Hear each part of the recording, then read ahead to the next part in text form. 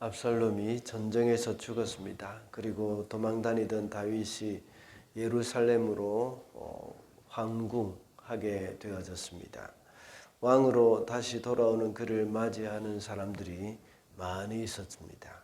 그 중에 어제 본문에 나타나는 사람들은 다윗이 도망갈 때 욕을 하며 저주하던 시므이가 있었고, 또 사울의 집안 종 시바도 왔습니다. 특히 시므이는 죽어야 마땅했지만 다윗이 그에게 맹세하여 처형하지 않을 것이라고 말해 주었습니다. 오늘 본문에서는 사울의 손자이며 요나단의 아들인 므비보셋이 왕을 맞으러 나왔습니다. 므비보셋은 자신의 종 시바가 모하마에서 다윗에게 오해를 샀던 사람이었습니다. 다윗과 므비보셋이 대화하는 것을 볼 때에 므비보셋의 진심이 무엇인지를 알게 됩니다. 그리고 므비보셋의 그런 충성된 마음도 역시 알 수가 있습니다. 여러 번 말씀을 드렸지만 다윗의 왕국은 하나님 나라의 그림자입니다. 다윗과 므비보셋의 이런 모습을 통해서 우리도 역시 하나님 나라에서 충성된 사람으로 살아가야 한다는 그런 교훈을 받을 수가 있습니다. 그래서 오늘은 충성된 사람이라는 제목으로 말씀을 살펴보고자 합니다. 첫째로 충성된 사람은 주님의 고통에 함께하는 사람입니다. 24절 말씀입니다. 그때에 사울의 손자 므비보셋도 왕을 맞으러 내려왔다. 그는 왕이 떠나간 날부터 평안하게 다시 돌아오는 날까지 발도 씻지 않고 수염도 깎지 않고 옷도 빨아 입지 않았다.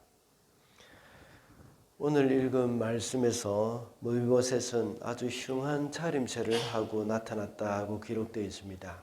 이렇게 므비보셋이 흉한 차림새를 한 이유는 아들에게 왕위를 빼앗긴 다음에 그 다윗이 고통하는 그 고통에 동참하려는 의도였습니다. 다시 말하자면 다윗에게 변함없는 충성심을 보여준 것입니다. 쫓겨나서 다시 돌아올지 또 살아올지 죽을지 알 수 없는 상황에서 고통당하는 그 다윗을 생각하면서 그는 외모를 단장하지 않고 있었던 것이죠. 왕이 당하고 있는 고통을 생각하면서 그 고통에 동참한다는 것입니다. 우리가 주님의 고통에 동참한다는 말의 의미는 과연 어떤 것일까요? 물론 매년 고난주간이 되면 금식을 하거나 절제하는 행동도 중요합니다. 우리 교회에서는 거의 잘 하지 않고 있긴 하지만 고난주간에는 금식을 하든지 미디어 금식을 하든지 이런 것도 정말 바람직하고 좋은 것이죠. 거기에 더 나아가서 주님의 고난에 동참한다는 것은 주님이 기뻐하시는 일에 함께 기뻐하고 주님이 마음 아파하시는 일에 함께 마음 아파할 수 있는 사람, 그 사람이 바로 하나님 나라에 충성된 사람이라고 할 수가 있습니다. 주님의 눈으로 이 세상을 보고 죄악된 이 세상을 보면서 주님의 마음을 가지고 안타까워하는 것, 그것이 바로 주님의 마음을 가진 사람이고 주님의 고난에 동참하는 사람이라고 할 수 있습니다.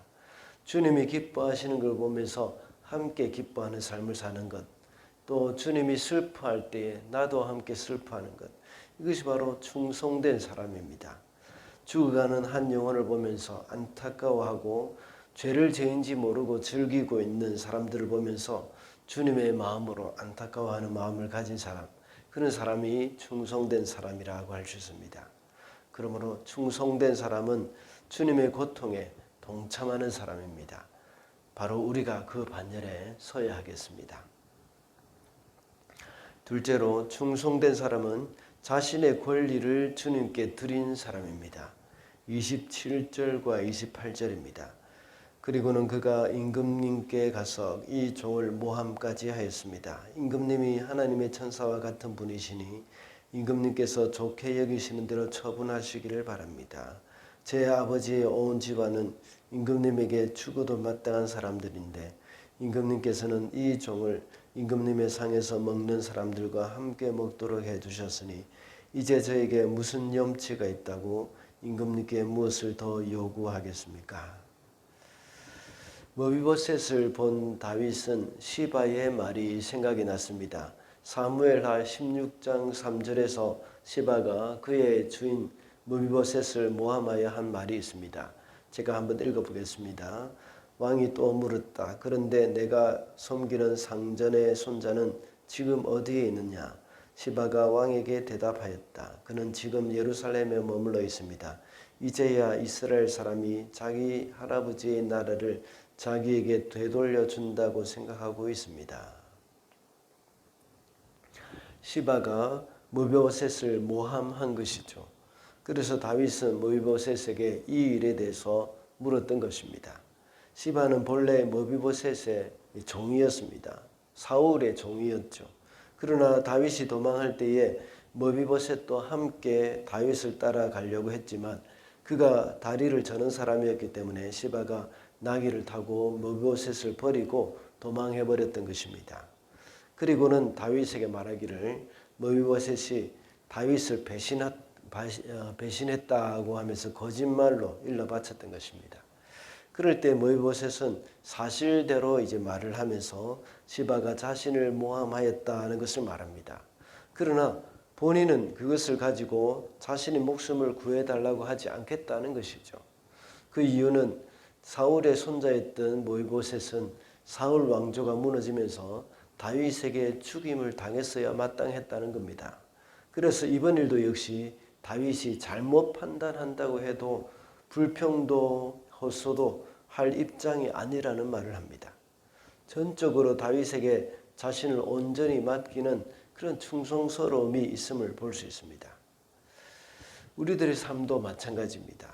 우리는 죄로 인해서 하나님의 원수된 자였습니다. 그러나 하나님은 우리를 자녀 삼아 두셨습니다.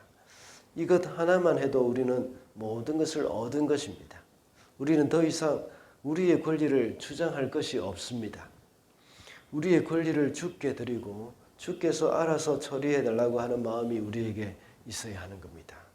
이러한 모습은 어제 본문에서 나온 시므이와 완전히 다른 태도를 보여주는 것이죠.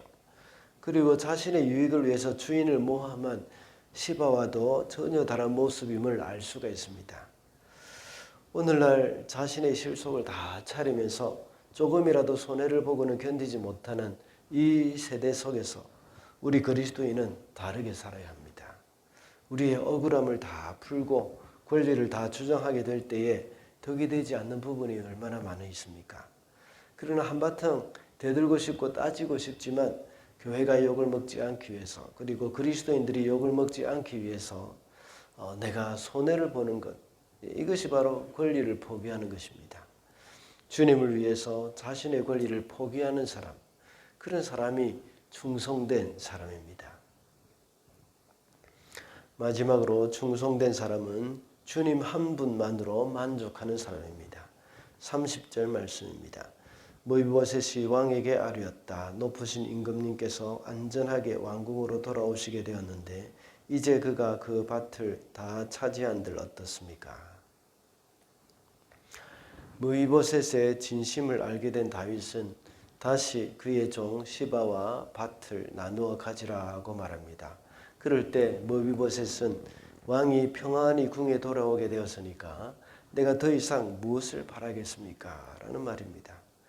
여기서 우리는 머비보셋의 진실된 모습을 발견할 수 있습니다. 그의 관심은 재산이 아니라는 것입니다. 그에게 있어서 가장 큰 관심은 다윗과의 관계 회복이었습니다. 이와 같이 우리도 무엇보다도 먼저 하나님과의 그 관계 회복, 이것을 더 중요시해야 합니다. 어제 우리가 본 시므이는 다윗 왕과의 관계보다는 자신의 목숨 하나 살아남는 것이 더 큰 관심이었습니다. 그리고 시바는 다윗 왕과의 관계보다는 재산에 더 관심이 많았습니다.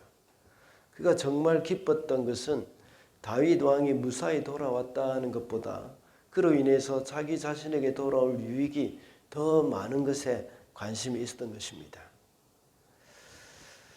오늘날도 시므이와 시바와 같은 사람들이 얼마나 많은 시대입니까? 교회 안에서도 이런 사람들이 참 많이 있습니다. 그러나 우리는 주님만 구하면 되는 것입니다. 주님을 구하기 전에 그 주변의 것을 구한다는 것은 어리석은 것입니다. 주님 한 분만 구하며 주님 한 분만으로 만족하며 살아야 하겠습니다. 말씀을 맺겠습니다. 충성된 사람은 어떤 사람입니까? 주님의 고통에 동참하는 사람이며 자신의 권리를 포기한 자입니다. 그리고 충성된 사람은 주님 한 분만으로 만족하는 자입니다.